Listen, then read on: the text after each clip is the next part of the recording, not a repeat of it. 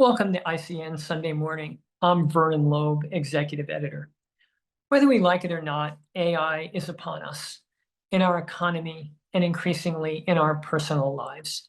To build this futuristic technology will take massive new amounts of electric power to run the data centers that power AI.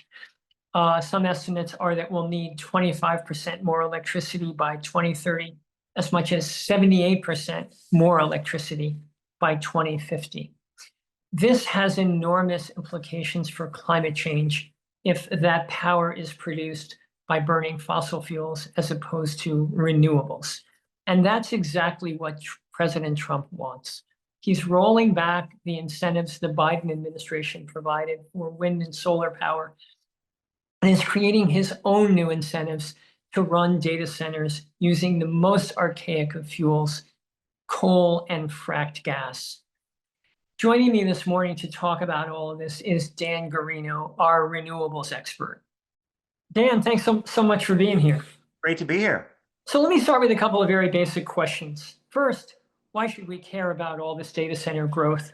And second, why is all this growth leading to these radically different forecasts for energy demand? The growth of data centers is one of those really, really important things in terms of managing emissions and managing emissions in the power sector. But it's something that is not, it's one of those things that's not immediately evident. So let me explain a little bit about why that is. So for most of the time I've been a reporter, for the last 15 years or so plus, electricity demand in this country has barely gone up at all. It's been pretty much flat growth. And if you're trying to decarbonize the system, flat growth is good. Flat growth means that old and inefficient power plants can't make money. Means new and more efficient plants have an opening in the market. It also means we're good at saving energy with new things like efficient light bulbs and all kinds of things like that.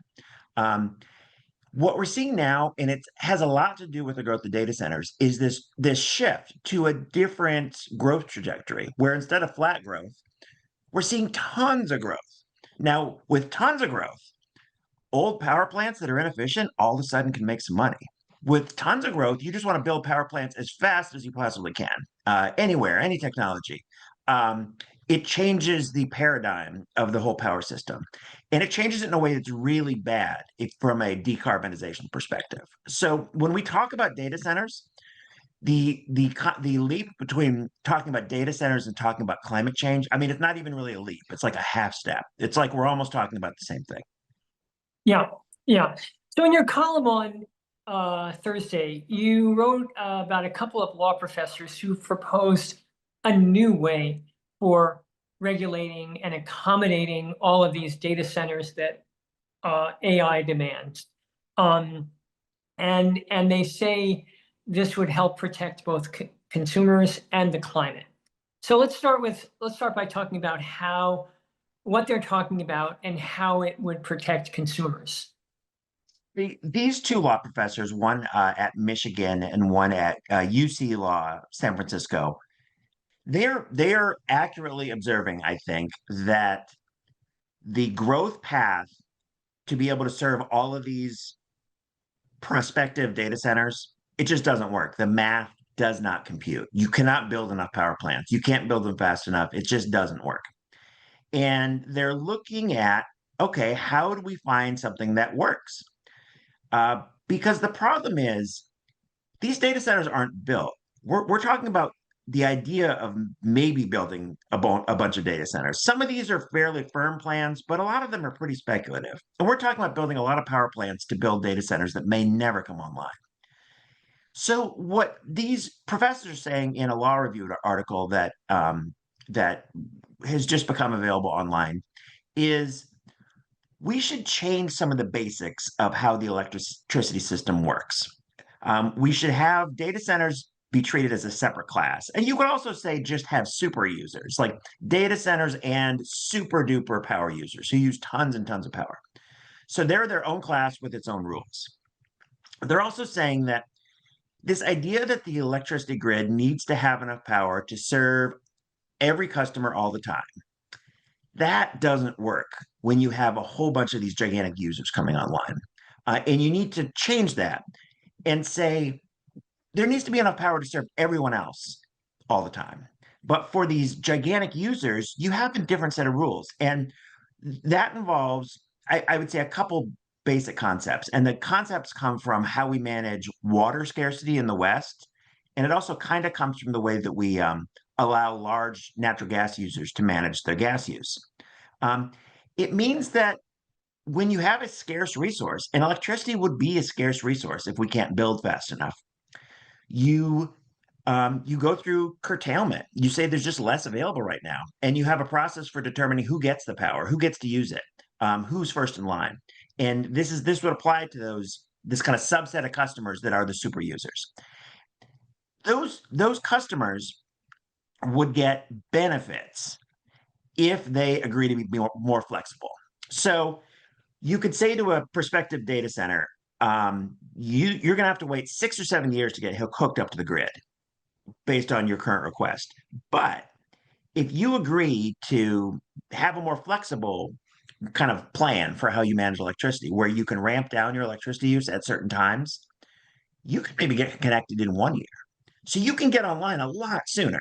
Um, you can require this. You can have it be. There's a carrot or stick approach, but you're modifying you're modifying the rules. And another key part of this is this idea of trading. This idea that big users could trade their access to electricity. So let's say a data center in one place doesn't need as much electricity as it has access to, but a data center nearby needs a lot. Maybe that has to do with how much business they've got, maybe that any number of factors. These are sophisticated power users. You could develop markets for energy trading, and you could make it so that even if you have not enough to serve all of them all the time, you could serve the ones that really need it. And you could also leave the management of that up to them because they're pretty good at this. So yeah, that's kind of the way it works. And I should also say this is a simplified description of the way it works, but I think one of the reasons I wrote about it is I think that there's something really intriguing about the way that they're framing it. Yeah. So how would these special rules for a special class of user, i.e. data centers, how would that conceivably come to benefit the climate, to reduce emissions, to incentivize renewables? The really important things is it would help to stave off some of the worst case scenarios for managing the grid through this. And one of those really bad scenarios is that we build, and I say we, by we, I mean the grid, but people who manage the grid, regulators, build tons and tons of power plants, build hundreds of power plants, thousands of power plants even, to accommodate this gigantic increase in demand from data centers. But then, like, let's say 7, 8 years down the road, we realize that the data center boom was in fact a bubble, that only 20% of that capacity ended up getting built, that a whole bunch of those projects were highly speculative, and that the data center industry itself quickly learned how to be more efficient. So they actually needed a lot less power than they thought they would. Okay, so if that happens, and we've built and already done all of the plumbing to get all these power plants, that's rough. That's a really bad situation. And if you implement some of the principles that these two legal scholars are talking about, you make it so that you have a more workable path just in case that demand doesn't live up to expectations. And I all along have been skeptical about whether or not data center power demand is going to be as big as it is often projected. So it's funny. I mean, the definition of a really smart analysis is an analysis that kind of agrees with what you already thought. I'm kind of joking there, but yeah, I think they're really touching on this, yeah, this idea that you need to kind of protect everybody else just in case this whole data center boom it transpires fundamentally differently than we're forecasting right now. Yeah. Tell me about the deal in Nevada that you wrote about involving Google and NV Energy. Yeah, so Google made an agreement with NV Energy, which is a regulated utility or one of the regulated utilities in Nevada. And actually, I should say the way you pronounce the name of that state, it is fiercely debated. I'm probably mispronouncing it right now. So all the people in that state listening, I'm sorry if I didn't pronounce it right. But the Google made a deal where they get a specific amount of power allocated from a zero emission resource, from hydropower. Now, the utility is procuring this, but they're doing it through a special agreement with Google, and it allows Google to power a data center or data centers um, using low emission or zero emission resources. This is even though it is actually the utility that's doing the procurement. So it shows this idea of this kind of special deal or side deals that can be in service of decarbonization. Yeah. And so I guess one check on Trump's plan to power data centers with fossil fuels would come from the big tech companies themselves, Google, Meta, Microsoft, Amazon, sticking to their guns, sticking to their pledges to build their data centers using only renewable energy. And the need to rapidly build power plant capacity is such that it's really hard to build that. If you were to do it with lots of wind, solar, and batteries, that's a ton of wind, solar, and batteries. It becomes challenging just logistically to do all that. Um, One of the key questions here is how much are those companies that have corporate commitments on climate going to stick to it? And it's like it is very much an open question. I wouldn't even hazard a guess. I think some of them are going to treat this differently than others, but also these are some of the most innovative companies, like Google talking about doing 24/7 carbon-free electricity. That's a really big deal because a lot of times when companies talk about having net zero emissions, it's some sort of basically a math trick where you have a lot of fossil fuel emissions, but you're canceling it out through other accounting methods. Um, so it's a question of whether these ambitions can possibly exist side by side with the scale of the increase in power demand that is necessary. And it's one of the most interesting things about this, I think. Yeah, yeah. We also had a story last week about a big Google announcement in Virginia about a data center, actually a couple of data centers and more.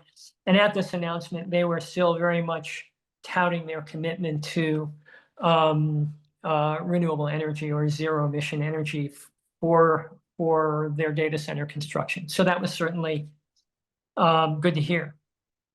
Yeah, and what's interesting for me is when you talk about corporate climate commitments, it's like there is the front line is like the press release or the announcement where you say these cool things you're going to do.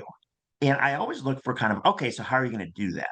And how serious is that effort? And a lot of that comes through the implementation plan and how sophisticated it is and how much detail you're willing to give on that. Um, and yeah, it's just going to be really interesting. Some of these companies are going to retreat from some of their plans if it becomes expensive or if it just becomes really challenging. But some of them and some of these companies can afford to stick with their plans. And the thing about a Google or somebody like them trying to make it work um, is you can kind of show how it's done, and then others can imitate that. A company that is just that it can operate on that scale can show smaller entities because a lot of the really dirty data center projects are not the Google or Meta projects. I mean, there are lots of kind of built on spec other companies most people haven't heard of that do not have these corporate commitments, and they're just looking at the data center boom as an opportunity to build capacity that they can then sell. Yeah, yeah. So, searching for some positive news in all of this, it certainly sounds like from what you're saying that there's at least a chance that a lot of these data centers do get built with renewable energy over the years. Think that requires us also to expand kind of what we typically think of with renewable energy. You're going to have to see um, some of the talk about like advanced geothermal. Um, I mean, I'd like to see some of those projects get built and just see what that looks like and see how much potential there really is there because that is an around the clock renewable resource. I mean, it's not a renewable resource, but looking at some of the plans to build nuclear, the timelines for building nuclear are long. But so it's not something you build that comes online next year, but that's an opportunity. And if you mix that with batteries, solar, wind, there is potential. But a key part of that is reducing the total that you need. And that's through efficiency, that's through a more realistic look at how much power we really need. But yeah, I think that there is there are people who are taking a close look at how this could work. And I think that's whether or not they're successful. I mean, that's that's kind of we just have to kind of sit back and watch and see what happens. But it's going to be very interesting to see how this conversation evolves. Dan, thanks so much for being here. Yeah, good to be here. Yeah. And thanks to all of you for watching, for reading, and for supporting our work at Inside Climate News.